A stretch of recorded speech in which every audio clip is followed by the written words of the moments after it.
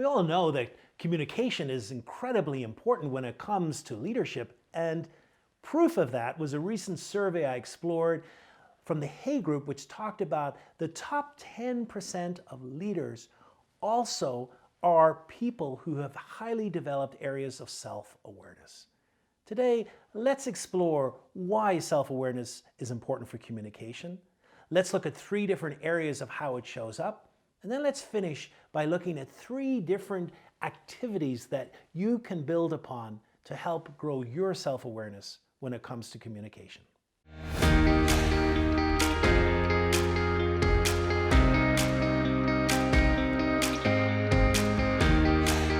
So the first question is, what is self-awareness?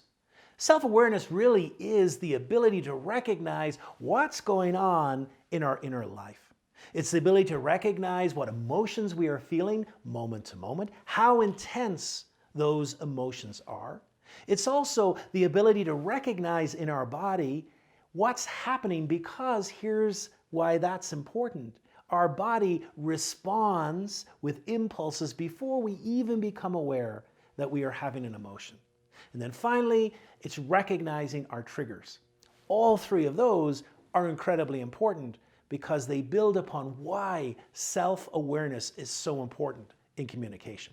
So the first area may surprise you just a little. So often when we focus on communication, we focus about the structure of what we're about to say. We focus on how we're going to pronounce our words. We focus on our energy, etc. And yet, I find listening is incredibly important. When it comes to communication, if you want to stand out, be the best listener in the room. Because we live in a world where we have really forgotten how to listen well. We're so distracted. We've got one eye on our cell phone, another eye on what's happening, and then the third eye on the person we're having a conversation with. So therefore, great self-awareness on our listening skills can help us be a better communicator. The first area to notice is, what are my listening blocks? Do I know what gets in the way of me being a better listener? For some people, it is always formulating the answer. So sometimes in the midst of a conversation, when we're listening, we're getting ready to respond to the other person. And the way we get ready is to formulate in our mind what exactly we're about to say. And the problem with that is, as soon as we're formulating something in our mind, we're not listening. We're not listening to the other person. Instead, we've stopped listening because we're in this formulating mode of what we're about to say. For others, it's over-identifying with the person, and then we have to insert ourselves into what the person's saying. So a person may say to us, you know, it was really tough going to work today. And instead of answering, oh, tell me a little more about that, we come out, you think you had it bad? Let me tell you what I had to cover today as I went into work. Another listening block can be this need to win the conversation.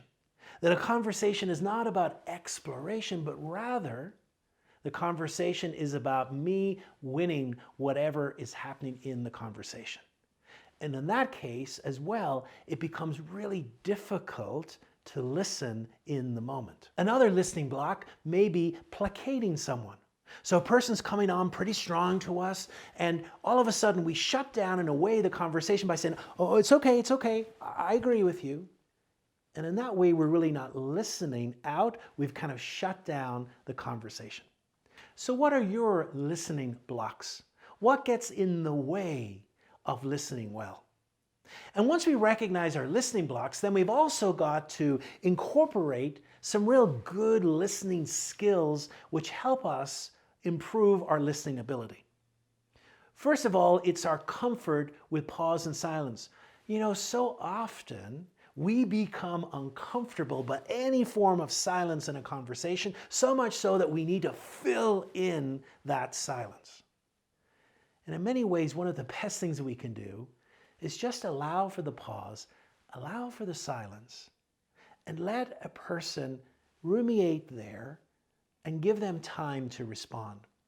You know, it's amazing how deep conversations can be whenever you are able to live a little bit of space and time and become comfortable with silence because people will then talk a little more. Another area to be really cognizant of is what I call emotional labeling. So as we listen, and a person could be very emotional, are we able to label in a way the emotions and acknowledge the emotions that they are feeling? You don't have to necessarily agree with what they're feeling, but to acknowledge that that's what they're in.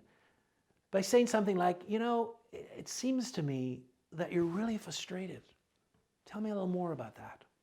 Or it seems that this has really gotten the better of you and you feel really angry at this situation. Is that true? All of these skills help us become better listeners are better communicators. The second area of self-awareness that's really important in communication is to realize what's happening in your body language as you are speaking. Our body shows many different reactions to our emotions. Normally, when we're very comfortable and confident, we have a very wide and open stance. And so therefore, we're not covering any part of our body, we're freely communicating. But when we become anxious, afraid, or less confident, we begin to close in. Self-awareness helps us identify those moments.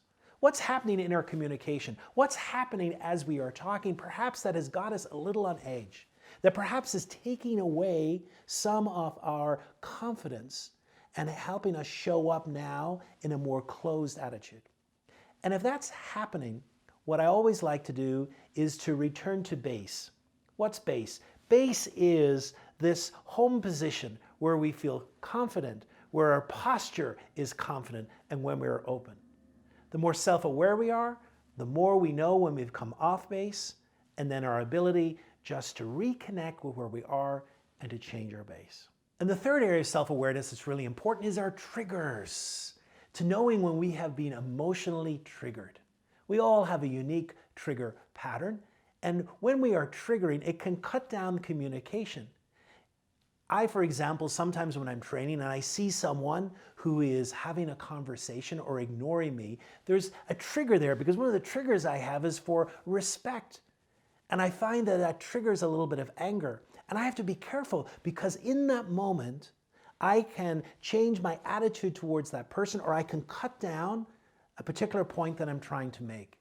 Becoming aware of your triggers in the moment can help you be aware of what's happening and how that might influence the communication that you're giving.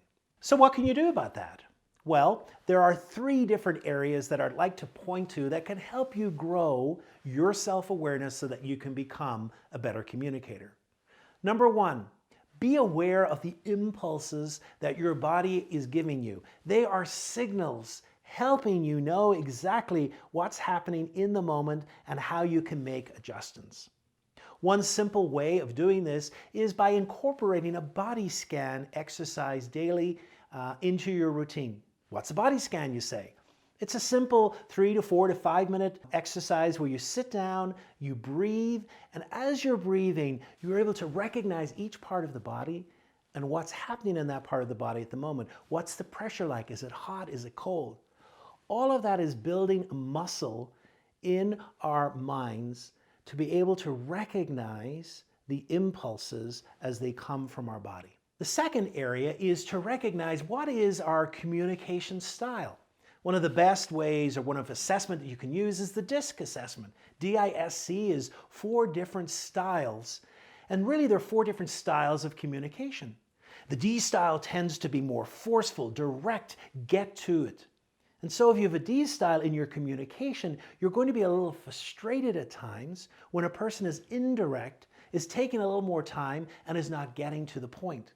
If we can become more self-aware of that, it can help us in our communication.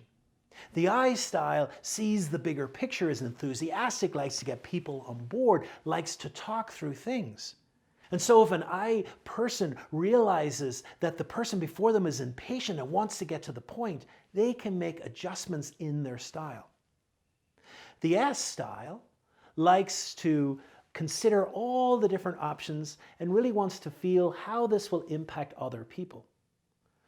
With that style, communication is normally very measured, and they take in information of all the people around them before making a decision. And then finally, there is the C. The C style is the person that wants to make decisions correctly, and therefore data and questions become really important. And people who have that C style like to ask lots and lots of questions so they can clarify things to make a better decision. All of us have different home bases when it comes to a particular communication style. And the more self-aware we are, the more aware we are of our particular communication style. And then finally, I invite everyone to begin to incorporate some form of mindfulness exercise, to incorporate each day moments where we are getting in touch with our breath. When we have this pause button to really step back, to analyze what we're feeling, and then to choose an exercise or some way of managing the emotion that we are feeling.